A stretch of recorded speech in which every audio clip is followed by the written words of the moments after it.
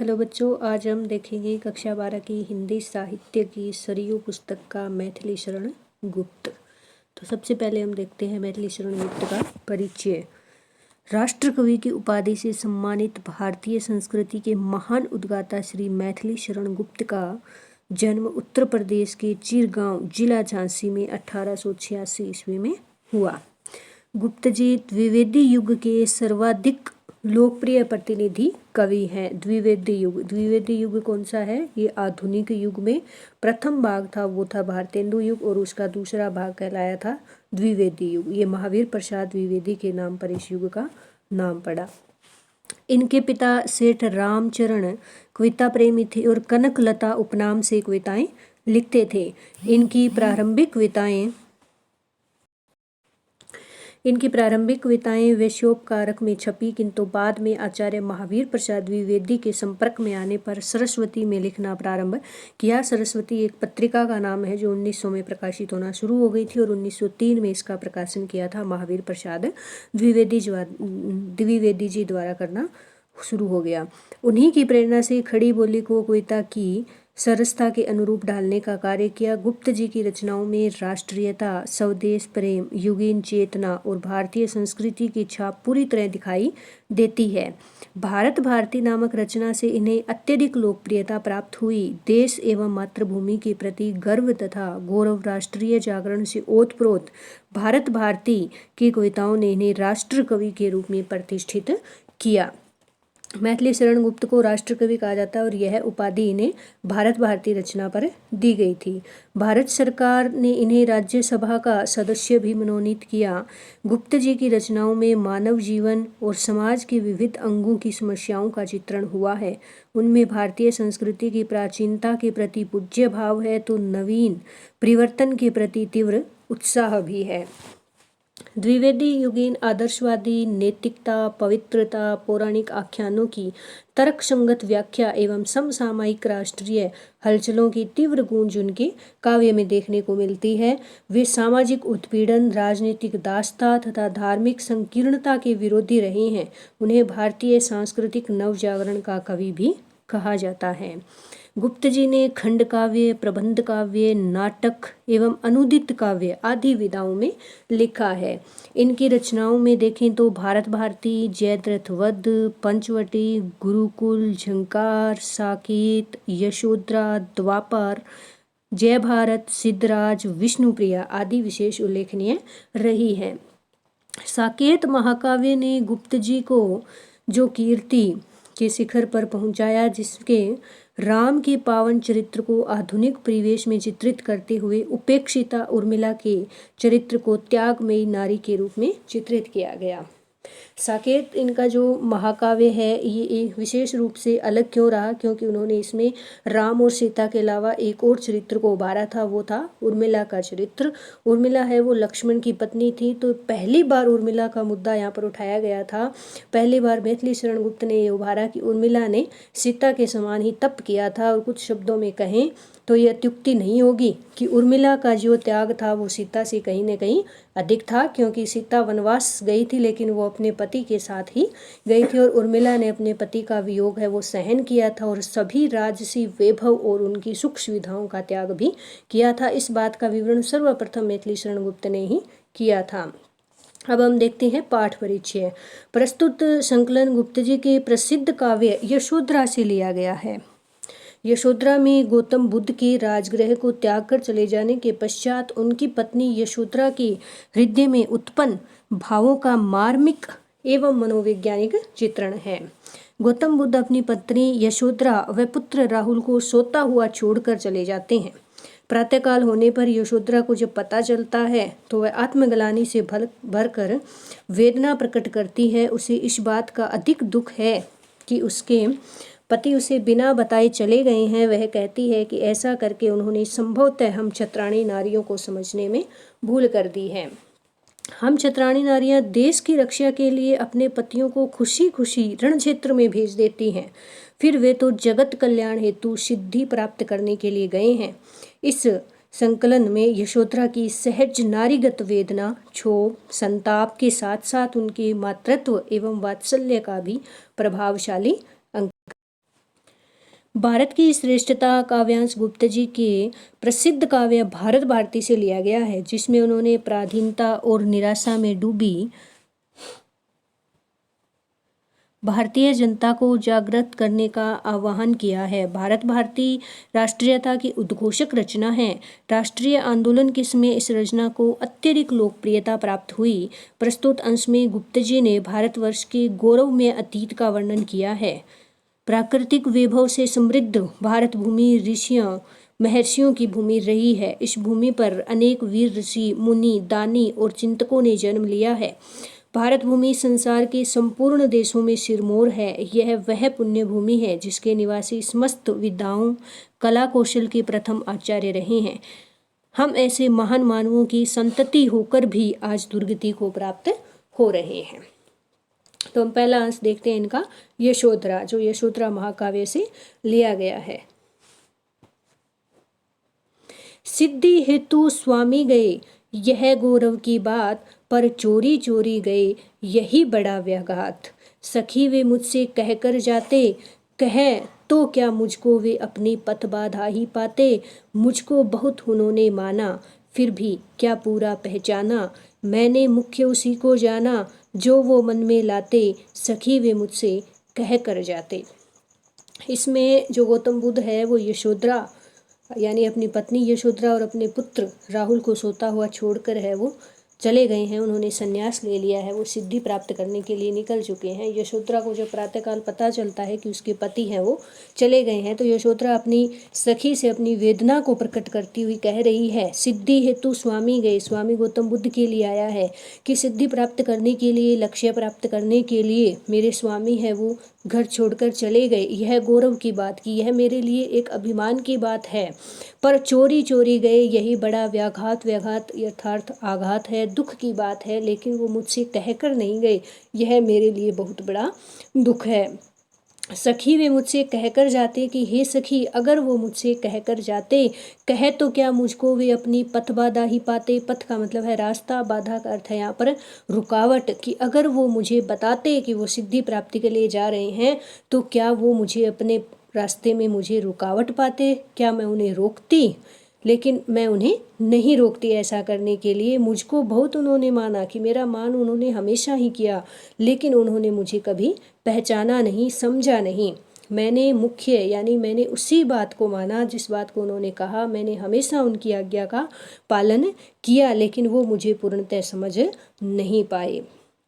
स्वयं सुसज्जित करके क्षण में, प्रियतम को प्राणों के पण में, हम ही भेज देती हैं रण में।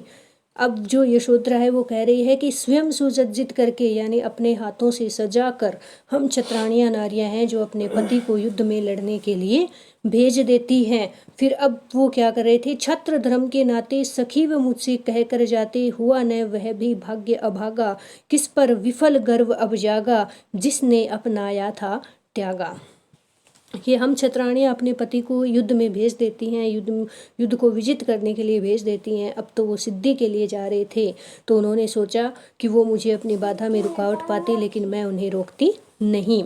छात्र धर्म के नाते कि क्षत्रिय धर्म के नाते उन्होंने मुझे अगर छत्राणी जाना होता तो वो मुझे बता कर जाते, वो मुझे बता कर नहीं गए। इसी बात का मुझे बहुत दुख है। हुआ न वह भी भाग्य अभागा, कि अब तक मैं अपने आप को बहुत भाग्यशाली समझती थी, लेकिन आज मेरा वही भाग्य है वो दुर्भाग्य में बदल चुका है।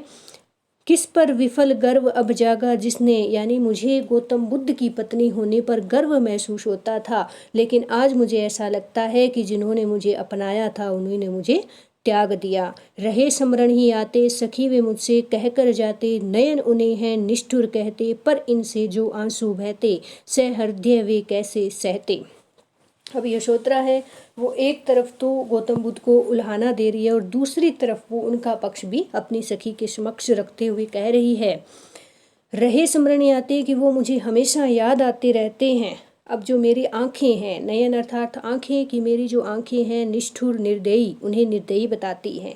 लेकिन गौतम बुद्ध ने, मेरे पति ने मेरे बारे में सोचा कि अगर वो मुझे बताकर जाते कि वो वन की ओर जा रहे हैं, लक्ष्य प्राप्ति के लिए जा रहे हैं, तो मेरी जो आंखें हैं उनमें उनके विरह के आंसू बहते, मैं उनसे जुदाई है वो सहन नहीं कर पाती। और इन्हीं आंसुओं को सहृदय अर्थात जो वो दयावान जो गौतम बुद्ध हैं वो इन्हें सहन नहीं कर पाते।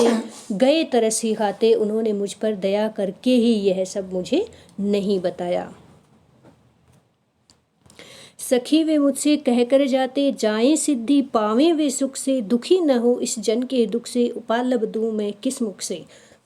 कि हे सखी, इतना कुछ होने पर भी मुझे अभी भी लग रहा है कि मेरे जो पति हैं वो मुझे बता कर जाते, जाएं कि वो भले ही चले जाएं, अपने लक्ष्य को प्राप्त करें, हमेशा सुखी रहें, दुखी न हो इस जन यहाँ पर किसके लिए आया है? यशोधरा के लिए आया है। यशोधरा स्वयं ही कह रही है कि मेरे पति जहाँ भी रहें वो अपने लक्ष्य को प्राप्त करें और मेरे दुख से वो दुखी ना हों। उपालब दूं मैं किस मुख से, यानी मैं उन्हें उपालब भी नहीं दे सकती।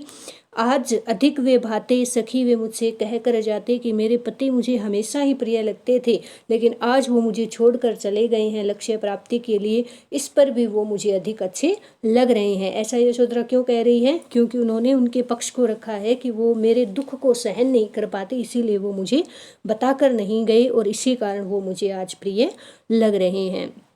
गए लौट भी आवेंगे, कुछ अपूर्व अनुपम लावेंगे, रोते प्राण उन्हें पावेंगे, पर क्या गाते गाते सखी वे मुझसे कह कर जाते। अब यशोधरा कह रही है गए लौट भी आवेंगे, कि जो सिद्धि प्राप्ति के लिए गए हैं तो जैसे ही उन्हें सिद्धि प्राप्त हो जाएगी वो वापस भी आ जाएंगे। कुछ अपूर्व अनुपम, यानी ऐसा कुछ लेकर आएंगे जो पहले कभी नहीं हुआ। अपूर्व का मतलब होता है जो पूर्व में घटित न हुआ हो। अनुपम का मतलब होता है लाजवाब, कह सकते हैं हम कि कोई ऐसी चीज या कोई ऐसा ज्ञान वो लेकर आएंगे जो पहले नहीं था। रोते प्राण उन्हें पावेंगे, और मैं उनके वियोग में रोती हुई जैसे ही वो आएंगे तो पर क्या गाते गाते कि मेरे रोते हुए प्राण उन्हें पाकर क्या गाने लगेंगे। हे सखी, वो मुझसे कह कर जाते तो मुझे इतना दुख सहन नहीं करना पड़ता। ये हो गया यशोधरा। इसके बाद हम देखते हैं भारत की श्रेष्ठता, जो मैथिली शरण गुप्त की रचना भारत भारती से लिया गया है, जिस पर उन्हें राष्ट्र कवि की उपाधि से भी सम्मानित किया गया था। तो अब हम देखते हैं भारत की श्रेष्ठता। भूलोक का गौरव, प्रकृति का पुण्य लीला स्थल कहाँ है। इसमें मैथिली शरण गुप्त क्या है, भारत भारती की एक विशेषता रही है कि उन्होंने अतीत के बारे में भी अपने रचना में चर्चित किया है, अतीत को भी और वर्तमान के साथ उसे जोड़ा है। कवि ने ये बताने की कोशिश की है कि अतीत में हम कैसे थे और वर्तमान में हम कैसे हो चुके हैं, इन दोनों में साम्य अब नहीं रहा है। तो इसी को वो कह रहे हैं, भूलोक का गौरव, प्रकृति का पुण्य लीला स्थल कहाँ है। अब वो भारत की विशेषता बताते हुए कह रहे हैं भू लोक, भू का अर्थ है धरती, लोक का संसार, गौरव अभिमान की धरती का गौरव अर्थात अभिमान, और प्रकृति का पवित्र स्थल कहाँ पर है।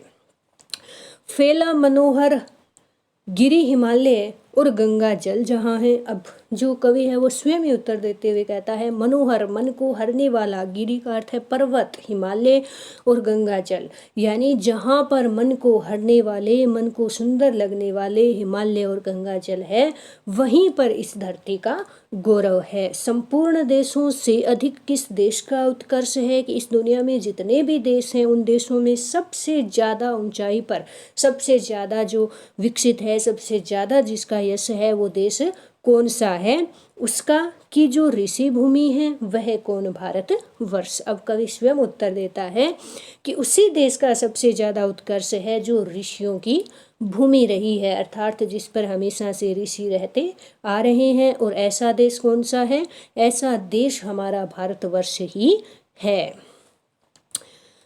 हाँ, वृद्ध भारतवर्ष ही संसार का सिर मोर है, ऐसा पुरातन देश कोई विश्व में क्या और है। हाँ, वृद्ध, अब यहाँ पर कवि ने देखिए भारत को वृद्ध बताया है। वृद्ध का अर्थ यहाँ पर क्या है, पुरातन, कि भारत जो है वो संपूर्ण विश्व में सबसे पुराना देश है। हाँ, वृद्ध भारतवर्ष ही संसार का सिरमौर, के हाँ जो प्राचीनतम भारत देश है वही इस संसार में सबसे उत्कृष्ट है। ऐसा पुरातन, पुरातन का मतलब होता है पुराना, कि विश्व में क्या भारत से पुराना कोई देश है। भगवान की भवभूतियों का यह प्रथम भंडार है, विधि ने किया नर सृष्टि का पहले यही विस्तार है। भगवान अर्थात ईश्वर, भव का मतलब होता है संसार, कि भगवान ने सबसे पहले सांसारिक भूतियों, सांसारिक चीज़ों का सबसे पहले यहीं पर उन्होंने उसे आविष्कार किया, सृजन किया। विधि, विधि का अर्थ है विधाता, नर सृष्टि का अर्थ है मानव। सबसे पहले मानव का विकास भी भगवान ने इसी भारत भूमि पर किया है। यह पुण्य भूमि प्रसिद्ध है, इसके निवासी आर्य, कि यह जो भारत भूमि है यह अत्यंत पवित्र है और यहाँ पर आर्य निवास करते आ रहे हैं। विद्या, कला, कौशल सबके जो प्रथम आचार्य हैं, संतान उनकी आज यद्यपि हम अधोगति में पड़े, पर चिन्ह उनकी उच्चता के आज भी कुछ हैं खड़े। विद्या ज्ञान की, इस भारतवर्ष के जो लोग हैं, भारतवर्ष पर जो निवासी मनुष्य हैं, वो विद्या, कला, कौशल सभी में पारंगत हैं। आगे देखिए कवि ने लिखा है प्रथम आचार्य। प्रथम आचार्य, आचार्य को हम शिक्षक कह सकते हैं, कि पहले शिक्षक रहे हैं। यानी यही जो भारतवर्ष है, इसी भारतवर्ष ने संपूर्ण विश्व को ज्ञान दिया है। संपूर्ण विश्व ने ज्ञान इसी भारत से लिया है। प्रथम जो शिक्षक रहा है वो इसी भारत देश का व्यक्ति ही रहा है। संतान उनकी आज, कि हम उन्हीं के संतान हैं, ऐसे महापुरुषों की संतान हैं हम, लेकिन आज हम दुर्गति में पड़ चुके हैं। आज हमारे जो कार्य हैं वो अच्छे नहीं रहे हैं, पर चिन्ह उनकी उच्चता के आज भी हैं कुछ खड़े, लेकिन आज भी हमारे जो पूर्वज हैं उनकी जो महानता है, उनके गुण आज भी दिखाई दे रहे हैं और कहीं न कहीं कुछ अंश आज भी हमारे अंदर इसमें विद्यमान हैं। हमें बस उन्हें पहचानने की आवश्यकता है। तो ये हो गया अपना भारत की श्रेष्ठता।